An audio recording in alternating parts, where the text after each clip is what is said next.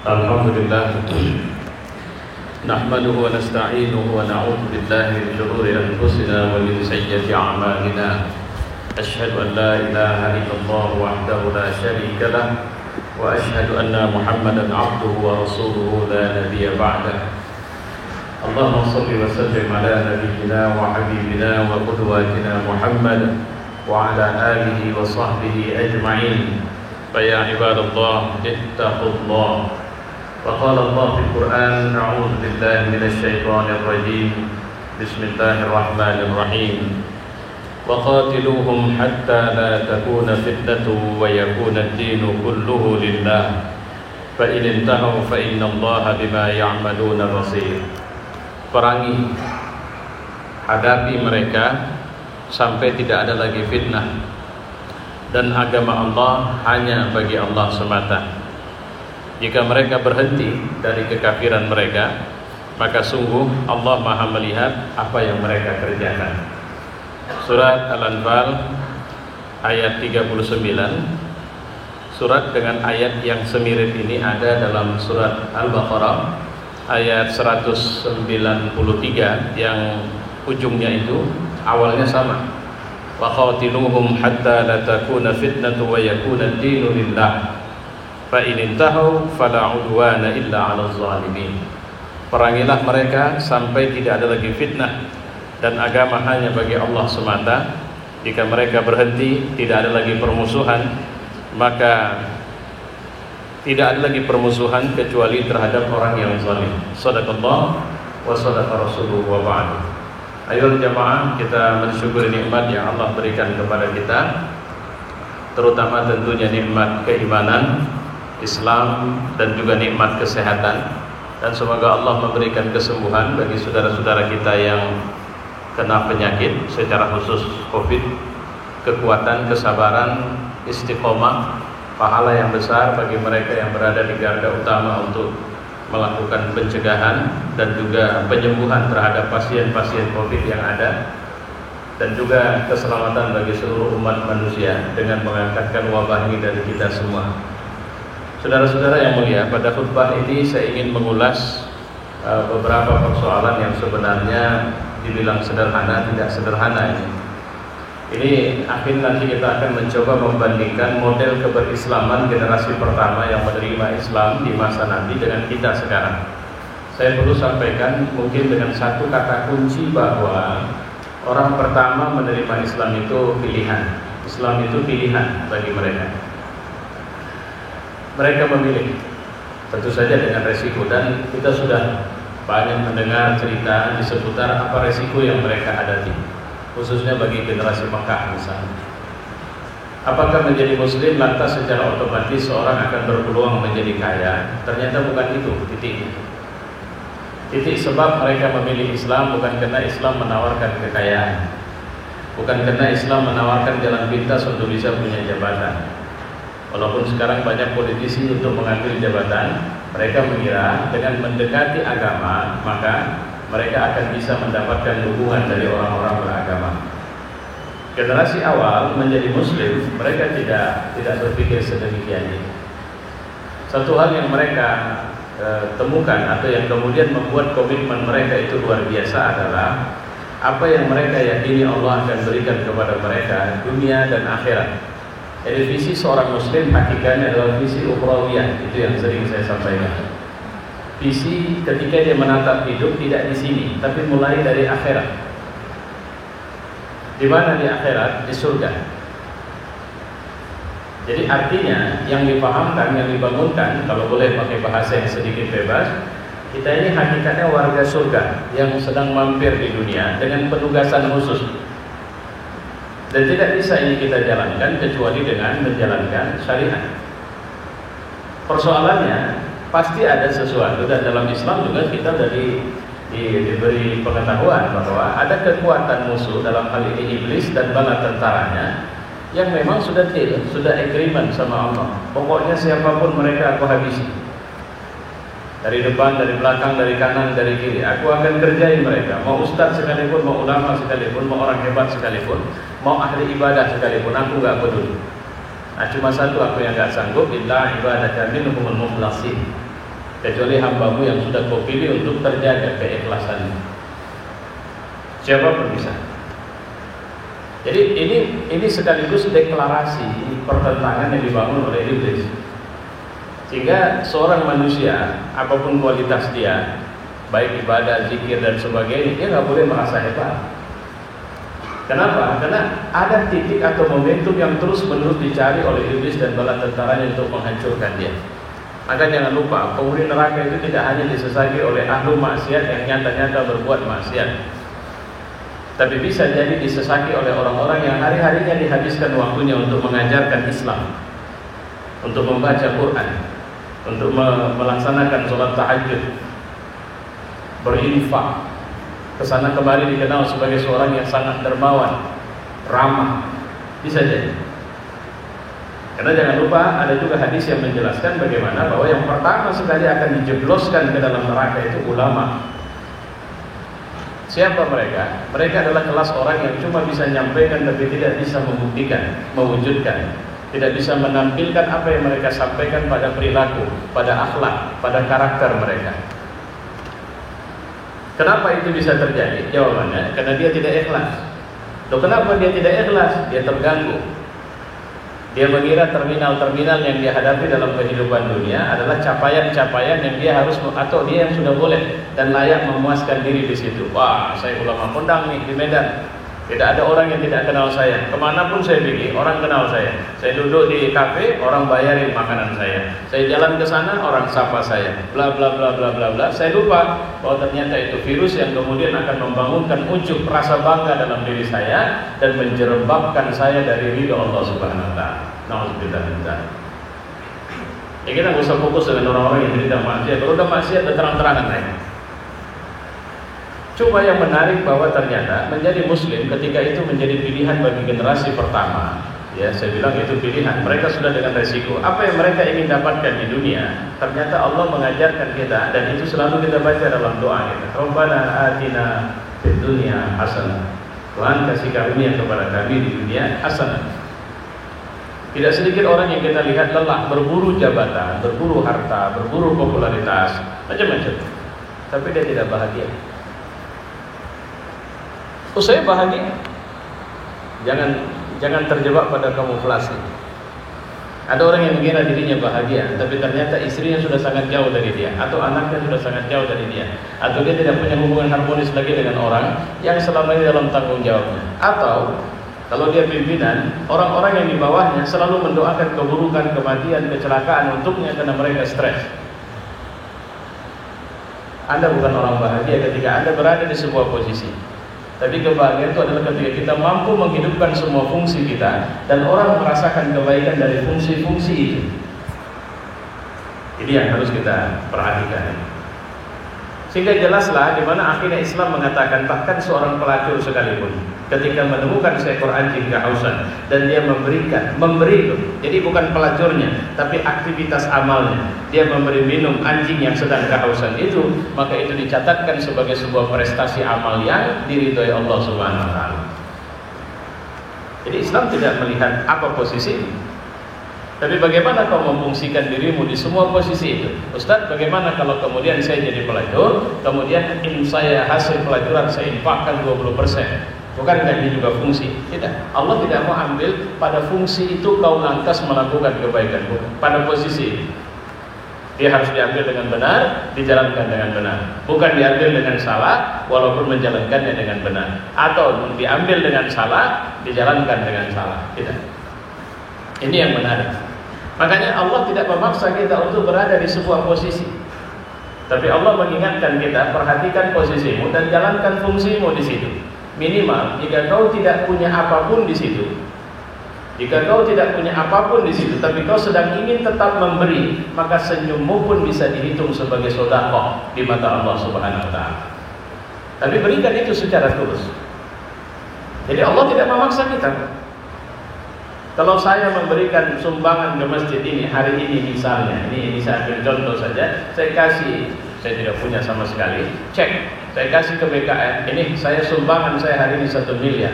Mungkin saya akan menjadi buah bibir sekian lama, tapi di antara manusia, di mata Allah belum tentu. Mungkin saya tidak pernah memberikan sumbangan apapun. Setiap kotak infak lewat di depan saya hanya tertegun diam dan mengatakan, Tuhan, ingin sekali rasanya saya memasukkan uang saya ke dalam kotak infak ini, tapi saya tidak memberi rezeki yang lebih untuk bisa saya masukkan. Aku mohon ampun kepadamu ya Rabb. Apakah Allah tidak akan mencatatkan itu sebagai pahala? Jadi prestasi imaniah kita bukan tidak berbanding lurus dengan cara orang menatap kita berprestasi atau tidak. Ini posisi pilihan. Hari ini faktanya kita berada di sebuah kondisi di mana orang-orang muslim menjadi muslim itu bukan pilihan, tapi kenyataan. Faktanya saya muslim. Suka tidak suka, karena mak saya, karena bapak saya muslim, saya pun muslim sekarang. Otomatis karena faktor ini salah satunya menyebabkan dia tidak begitu tertarik untuk mencari tahu kenapa dia harus menjadi muslim. Sehingga tidak sedikit orang yang kemudian tidak melihat Islam sebagai sebuah keistimewaan. Saya tidak pernah lihat, tapi anak saya pernah menyampaikan kepada saya tentang seorang YouTuber. Apa istilahnya saya tidak tahu, tapi buat tantangan lah kepada seorang wanita berjilbab. Saya kasih 100.000 rupiah, Anda buka jilbab Anda di depan orang banyak. Dia tidak mau. 200.000 rupiah, dia tidak mau. 500.000 rupiah, dia tidak mau. Sampai kemudian cash 1 juta rupiah, maka dia mengatakan, deal, saya buka. Artinya, kalau begitu, harga keyakinannya itu masih bisa dibeli. Terlepas dari berapa harganya, tergantung saja ini. Mungkin kalau sekarang saya masih bilang tidak, itu kena mungkin belum pas saja harganya. Atau saya tidak mau terang-terangan, saya mau di belakang sana. Kenapa ini terjadi? Yaitu jawabannya. Kita tidak berangkat dari sebuah pilihan. Tidak sedikit orang yang kemudian ketika kita menemukan sekarang masuk Islam, kemudian dia menghadapi kesulitan demi kesulitan, menghadapi keyakinan barunya. Saya pernah ketemu seorang anak yang hampir dibacok bapaknya, ada yang kemudian diusir dari rumahnya dan macam-macam lah. Tapi mereka tabah sabar untuk menerima Islam itu. Saya pikir karena ini adalah pilihan, maka dia siap dengan semua risiko.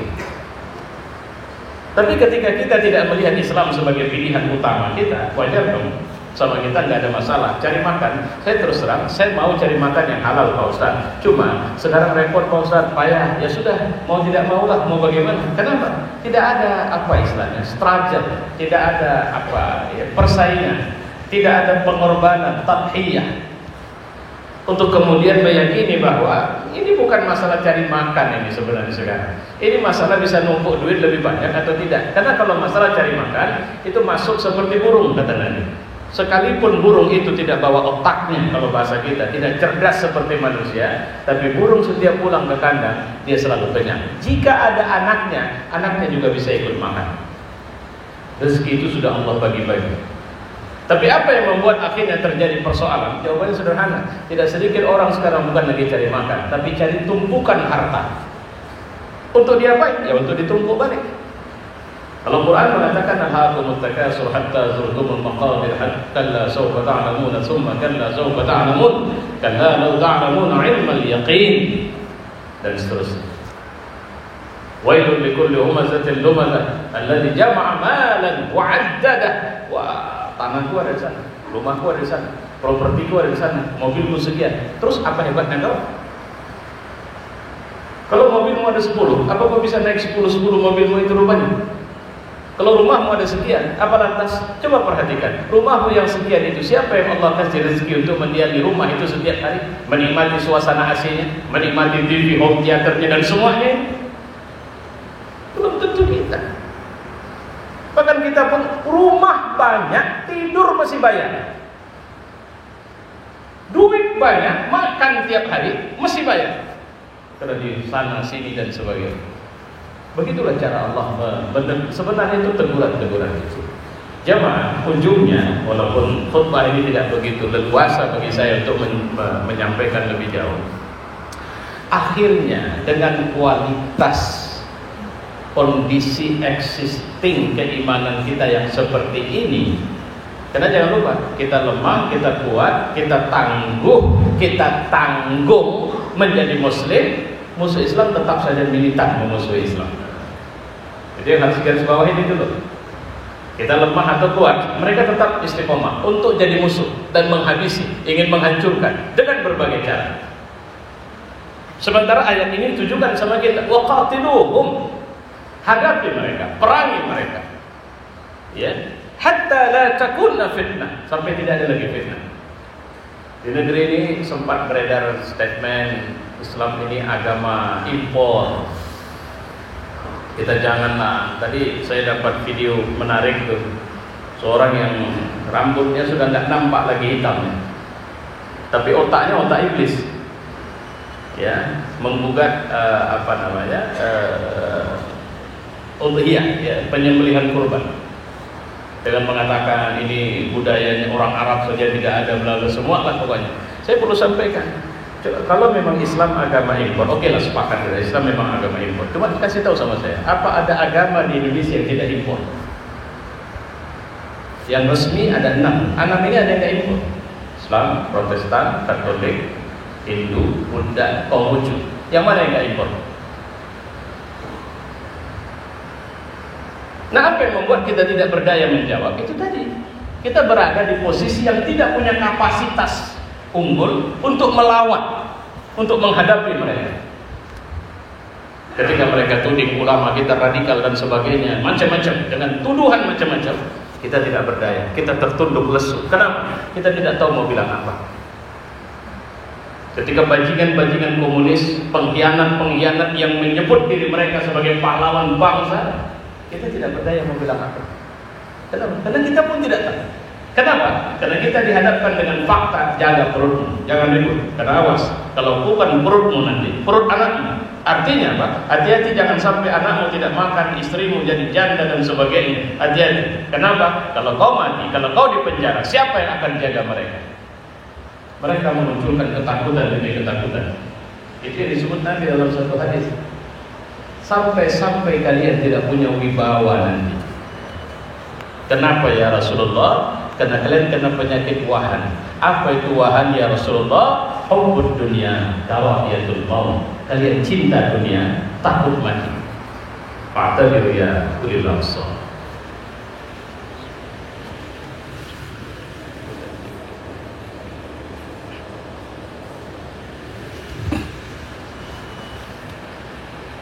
Alhamdulillah, tusalli wa sallim ala nabiyyina wa habibina wa qudwatina Muhammad wa ala alihi wa sahbihi ajma'in. Fa ya ibadallah ittaqullah. Wa qala Allah fil Qur'an, a'udzu billahi minasy syaithanir rajim. Bismillahirrahmanirrahim. Wa in tawallaw fa'lamu anna Allaha maulakum, ni'mal maula wa ni'man nasir. Jika mereka berpaling, maka ketahuilah bahwa sesungguhnya Allah lah yang menjadi pelindung. Dia adalah sebaik-baik pelindung dan sebaik-baik penolong. Shadaqallah wa shadaqa rasuluhu wa ba'd. Nanti boleh dicek pada surat Al-Anfal ayat 39 dan 40. Artinya apa? Allah menyuruh kita untuk menjaga agama ini jangan sampai jadi fitnah. Jangan dituduh. Jadi banyak orang-orang kurang ajar. Kalau marxisme, komunisme, apalagi Nazi, fasisme, kapitalisme, materialisme, nafsuisme, isme-isme selain Islam, apapun itu. Kalau itu bangkit, mereka nggak terlalu rewel sama kita. Tapi kalau Muslim yang bangkit, mereka rewel. Mau demokrasi sekalipun. Ingat kasus Mesir. Mursi itu mengambil jabatan sebagai presiden melalui pemilihan demokratis. Dia menang mutlak. Walaupun tidak menang mutlak, maksud saya. Artinya, maksud saya mutlak, dia diterima. Kemenangan diterima semua. Tapi ketika militer masuk untuk kemudian menghancurkan kemenangan ini, membungkam dengan berbagai dalih, dunia tutup mata. Kenapa? Karena Mursi bela Islam. Ingat ketika Hamas memenangkan pemilu, sehingga akhirnya Perdana Menteri dari Palestina waktu itu diangkat Ismail Haniyeh, dan kemudian terjadi kudeta terhadap kemenangan ini, dunia mungkam. Kenapa? Karena mereka menakutkan Hamas. Ingat ketika Hagia Sophia berubah menjadi masjid berapa minggu yang lalu, berapa Jumat yang lalu. Apa yang terjadi? Yunani, Amerika, Eropa, dan semua kekuatan mereka marah dengan mengatakan ini pengkhianatan terhadap pluralitas, kemajemukan itu. Padahal siapa yang berkhianat? Lalu dibuka sejarah. Kenapa Mahkamah Agung Turki akhirnya mengatakan bahwa sebenarnya Hagia Sophia awalnya adalah aset dari Al-Fadi yang dibeli, yang kemudian diserahkan menjadi wakaf dan punya badan wakaf. Ketika itu dinasionalisasi oleh Mustafa Kemal, maka madrasah, rumah sakit, klinik dan tempat-tempat yang terkait dengan badan wakaf Hagia Sophia itu dihancurkan. Yang tinggal cuma Hagia Sophia. Hagia Sophia dirubah jadi museum dan 80 tahun lebih jadi museum, dikembalikan kepada aslinya. Dunia ribut. Kenapa? Karena kebencian mereka bukan kepada Erdogan, bukan kepada Mursi, bukan kepada Ismail Haniyah, tapi mereka bukan pun sekadar benci, tapi ada kecemasan, ketakutan, kekhawatiran jika orang-orang seperti Ismail Haniyah, Mursi, Erdogan, Habib Rizik dan semua orang-orang itu ada sekarang di tengah umat ini, maka mereka akan kehilangan perang untuk menghancurkan dan menghidupkan kebatilan mereka. Itu yang mereka khawatirkan. Maka mereka akan melakukan segala cara untuk mengikis rasa dan api Islam dari hati kita. Wa'lam anna Allah qala fil Qur'an inna Allah malaikatahu yusholluna 'alan nabi ya ayyuhalladzina amanu shallu 'alaihi wa sallimu taslima. Allahumma shalli wa sallim 'ala Muhammad wa 'ala ali Muhammad kama shallaita 'ala Ibrahim wa 'ala ali Ibrahim wa barik 'ala Muhammad wa 'ala ali Muhammad kama barakta 'ala Ibrahim wa 'ala ali Ibrahim fil 'alamin innaka Hamidum Majid. اللهم اغفر للمؤمنين والمؤمنات والمسلمين والمسلمات الأحياء منهم والأموات. اللهم ادفع عنا الغلاء والوباء والبلاء والفحشاء والمنكر والسيوف المختلفة والشدائد والمهن ما ظهر منها وما بطن من بلدنا هذا خاصة ومن بلدان المسلمين عامة إنك على كل شيء قدير. ربنا آتنا في الدنيا حسنة وفي الآخرة حسنة وقنا عذاب النار. عباد الله إن الله يأمر بالعدل والإحسان وإيتاء ذي القربى وينهى عن الفحشاء والمنكر والبغي يعظكم لعلكم تذكرون. فاذكروا الله العظيم يذكركم واشكروه على نعمه يزدكم ولذكر الله أكبر.